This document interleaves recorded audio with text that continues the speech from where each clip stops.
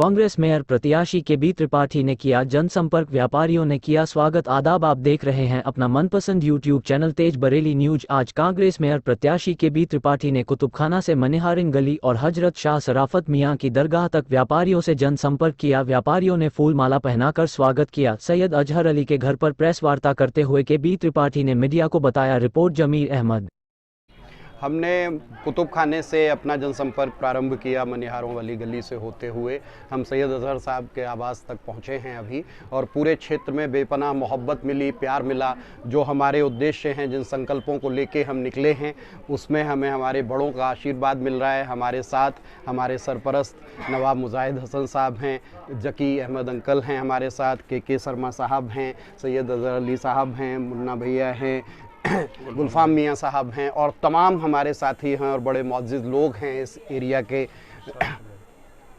Doctor साहब हैं हमारे साथ, सबत हुसैन हाशमी साहब, तमाम लोग और बड़ा हुजूम साथ में इकट्ठा हुआ। दरअसल हमारा संकल्प साफ है, हमें पता है कि हमें निगम में क्या काम करना है। जो इन गलियों में जहां हम घूम रहे हैं, ये बरेली की पहचान है, ये बरेली की धरोहर है। इस बरेली की पहचान को समाप्त करने की कोशिश की गई और अभी भी कोशिश चल रही है कि बरेली इस जगह पे जहां हम बैठे हैं, ये अंतर्राष्ट्रीय महत्व की जगह है। ये बड़ी पवित्र ज़मीन है, पाक ज़मीन है, जहाँ पे आला हज़रत साहब ने अपना इल्म का, ज्ञान का तोहफ़ा दिया इस दुनिया को, और उनकी आवाज़ पूरी दुनिया में सुनी गई। लेकिन आज दुनिया से जब लोग आते हैं यहाँ देखने भारत में सराफत मियाँ साहब की दरगाह के लिए, आला हज़रत साहब की दरगाह के लिए, तो इन गलियों की जो हालत देखते हैं वो यहाँ पे चुन्ने मियाँ का मंदिर है जो बरेली की पहचान थी।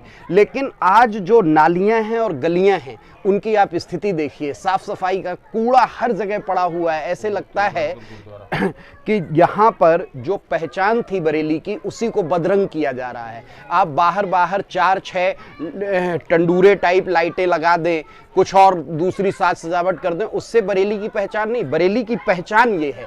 बरेली जानी इसलिए जाती है, ये बरेली शरीफ जो पूरी दुनिया से लोग देखने आते हैं, उसका कितना बुरा रूप देखते हैं वो। तो आज इसी संकल्प के साथ मैं आया हूँ कि बरेली की जो पुरानी पहचान थी, जिसलिए दुनिया में बरेली को जाना जाता था, उसके लिए मैं कुछ कर सकूं। जो आम आदमी के जीवन से जुड़े हुए मुद्दे होते हैं, वो निगम को ग्रह कर, जल कर, सीवर कर देता है कि जिससे उसकी आम जीवन की ज़रूरतें पूरी होती रहें। साफ सफाई, सीवर, रोशनी और उसके स्वास्थ्य, शिक्षा के लिए जो ज़रूरी चीज़ें हैं। लेकिन साजिशन चुंगी के स्कूलों को बर्बाद किया गया।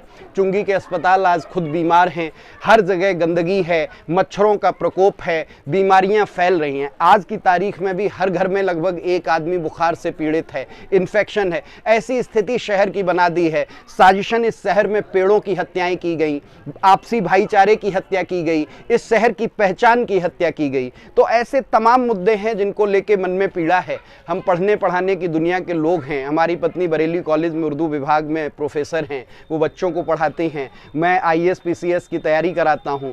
तो जो पीड़ा थी मन में, उसको लेकर कांग्रेस पार्टी से हमने गुजारिश की और शीर्ष नेतृत्व ने हमें आशीर्वाद दिया, और हाथ के पंजे पर मैं नगर निगम से मेयर का चुनाव लड़ रहा हूं। मैं चाहता हूं कि कांग्रेस पार्टी मजबूत हो, राहुल गांधी जी का हाथ का पंजा मजबूत हो, क्योंकि आज देश की ज़रूरत है कांग्रेस। जिस तरह की हवा इस देश में चल रही है, आप खुद ही देख रहे हो कि अंधेरे की तिजारत में लगा है देश ये सारा।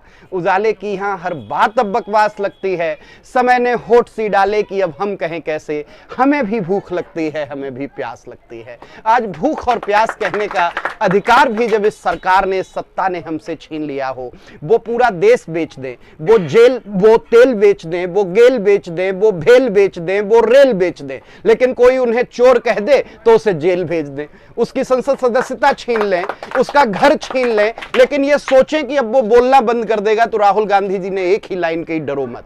और उसी सिद्धांत को लेकर हम लोग आज उतर आए हैं जमीन पर। ये नाली गली का चुनाव है। नाली गली के मुद्दे पर नाली गली के किनारे ही लड़ा जाएगा। इसमें कोई बहुत बड़ी रॉकेट साइंस नहीं है कि कूड़ा कैसे उठाया जाए, कैसे साफ सफाई की जाए।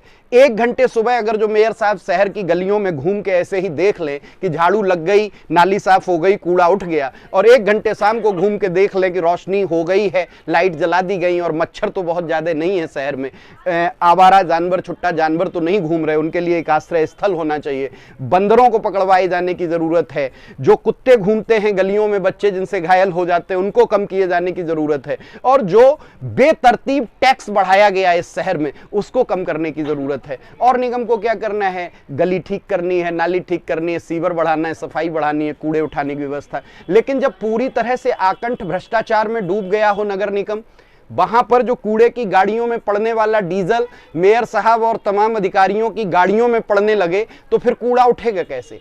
कोई निगरानी की व्यवस्था नहीं। स्मार्ट सिटी के नाम पर 2200 करोड़ का बजट आया और कहां उसका बंदर बांट हो गया। बरेली के कुछ हिस्सों में थोड़ा बहुत लीपापोती करके ये दिखाएं कि आपने पूरे शहर को स्मार्ट बना दिया है, तो मैं कहता हूं कि आज कम से कम 40 वार्ड तो स्लम की स्थिति में है। 80 में से आधा शहर तो आपने बर्बाद कर दिया है।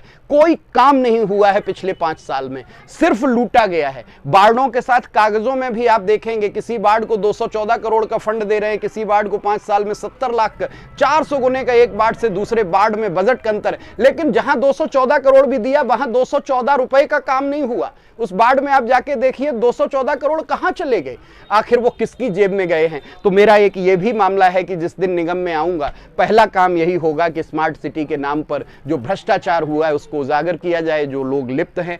बाकरगंज जो कूड़े का पहाड़ है, शहर पे बदनुमा दाग है, उसको खत्म किया जाए। पहले दिन बस्ती की तरफ 30 फुट ऊंची दीवार उठाई जाए। जो वाहन जाते हैं कूड़ा लेकर गाड़ियां, उनको बस्ती के बीच से ना पीछे शमशान भूमि की तरफ से एक रास्ता बनाया जाए। जब भी हम उधर किला क्रॉसिंग पे जाते हैं और देखते हैं जहां से सब यात्राएं जाती हैं, वहां डबल रेलवे क्रॉसिंग है और फाटक बंद हो जाता है। सब यात्रा को कंधे पे लिए लोग खड़े रहते हैं। जीवन में अंतिम यात्रा तो सबकी होती है, उस अंतिम यात्रा के लिए भी सहजता से आप नहीं जा सकते हैं और पूरा शहर मौन बना हुआ पड़ा है। कोई सोच ही नहीं रहा है कि क्या वहां पे एक अंडरपास या ओवरब्रिज नहीं बन सकता है। ओवर फुटब्रिज ही आप एक इस तरह का बना सकते हैं, लेकिन जहां जरूरत नहीं है वहां पे आप बड़ा पुल बनाने को ले आएंगे और हजारों लोगों को विकास के नाम पर आप उनकी रोजी रोटी छीन लेंगे, उनके रोजगार को बर्बाद कर देंगे। तो ऐसी तमाम समस्याएं हैं, कितना गिनाया जाए, सारे आंकड़े सबके सामने हैं। मैं कोई बड़ी हवाई बात नहीं करता हूं, लेकिन अगर जो बरेली की सम्मानित और समझदार जनता हमें आशीर्वाद देगी तो निश्चित तौर पर चुंगी के स्कूल सुधरेंगे, चुंगी के स्कूलों में पढ़ने वाले बच्चे IAS PCS बनेंगे। हमने सोच रखा है कि इस सरकार ने जो वादे किए थे बड़े अच्छे दिन आएंगे। कहां तो तय था चिरांगा हर एक घर के लिए, कहां चिराग मैसर नहीं सारे शहर के लिए। यहां तो दरख्तों के साये में धूप लगती है, चलो चले यहां से उम्र भर के लिए। ऐसी हालत बना दी कि शहर में जीने का मन नहीं करता। आदमी की जिंदगी को नाली की कीड़े जैसा बदतर बनाने पे आप तुले हुए हैं और आपकी आमदनी और आपका पैसा 5 साल में कितने गुना बढ़ गया है जो आप घोषित में बता रहे हैं। घोषित क्या हाल है? तो ऐसी तमाम समस्याएं हैं, इन्हीं को लेके आज हम जनता के बीच घूम रहे हैं। जनता बेपनाह मोहब्बत दे रही है, हमारे साथ हमारे सरपरस्तों का आशीर्वाद है और जनता कह रही है कि एक ऐसे ही पढ़े लिखे समझदार आदमी जिसको टाउन प्लानिंग के बारे में पता हो। टाउन प्लानिंग होती क्या है? बड़ी यूनिवर्सिटी के वाइस चांसलर आप बने रहिए, लेकिन अगर जो पढ़ाई लिखाई की ठीक समझ नहीं होगी तो आपको पता ही नहीं होगा कि टाउन प्लानिंग क्या होती है। मैं कहता हूं कि मेयर साहब एक बार किसी गली में आके खड़े हों और हमारे सामने बात करें कि टाउन को जब बसाया जाता है, किसी भी टाउन को स्मार्ट बनाने की बात होती है तो उसके टूल्स क्या होते हैं, मुख्य 4 चीजें कौन सी हैं जिन पे आप न तो कहीं एनवायरमेंट इथिक्स को फॉलो किया गया, न सीवरेज इथिक्स की कोई बात है उसमें, न तो बेसिक कम्युनिटीज की इथिक्स को ध्यान में रखा गया है। आखिर क्या चाहते हैं आप? इतना तो बर्बाद कर दिया और बर्बाद करना चाहते हैं। 5 साल में आपने क्या किया सबने देखा है। तो ऐसे समय में जनता से अपील है और आप लोगों की मीडिया के भाइयों के माध्यम से ये आवाज दूर तक जाएगी। निश्चित तौर पर जनता हमें आशीर्वाद देगी और निगम में अगर जो मौका मिलेगा तो इस शहर की तस्वीर बदलेगी और यहीं से पूरे देश की तस्वीर बदलेगी, क्योंकि इस पवित्र जमीन की आवाज पूरी दुनिया सुनती है। धन्यवाद।